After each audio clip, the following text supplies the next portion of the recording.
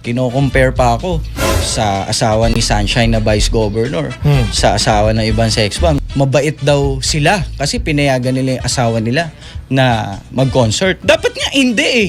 Dapat nga yung asawa mo, ingatan mo.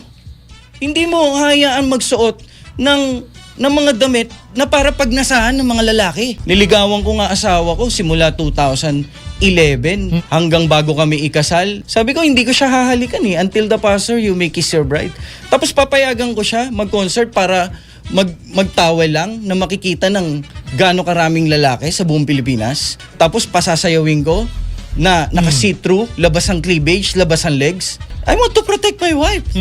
Ako lang titingin. Kasi ako ang husband. Ito kasi nag-trending yung umakyat siya sa stage. Aakyat lang sa stage.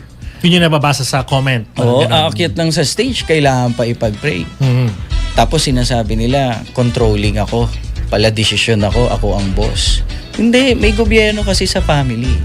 The husband must take the lead. And ang leader ng husband, ang Panginoong Jesus. And I read the word. And I see, actually, nire-respeto niya yung leadership ng husband. Lahat ng babae dapat ganun. Sabi niya, may audition dyan, malapit sa bahay. Sabi ko, ayokong pumila, bahala ka. Ang pumila sa kanya, Yaya. Kasi ayoko nga sumali. Anong tanong sa'yo? Bakit mo gusto sumali? Sabi ko, mami ko, gusto sumali. Bakit? Ayaw niya ako mag-asawa ng cheap dito. May talent ka ba?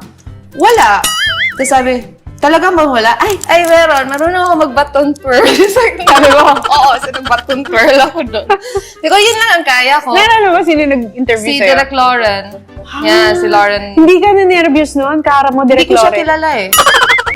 Mahirap lang kasi minsan nakatayo ka lang doon tapos wala kang ginagawa.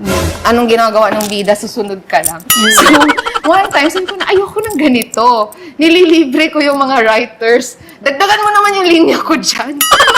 Oo. Dagdagan mo yung linya. Pag sinabi ng bida, tara, ako naman, let's go! Ganun, di ba?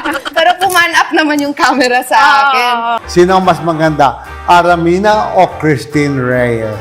Ako, si Aramina. Okay. Dahil magkasama kami ni Aramina na isang araw eh. Correct. Binimodel ko din siya. Well, oo. Okay. Si Christine, natamitan ko na, pero sexy rin talaga siya. Okay. Pero si Aramina na lang, dahil mas close kami eh. At mas madatong. At ginawa ko ang pandebu. Okay. Oo.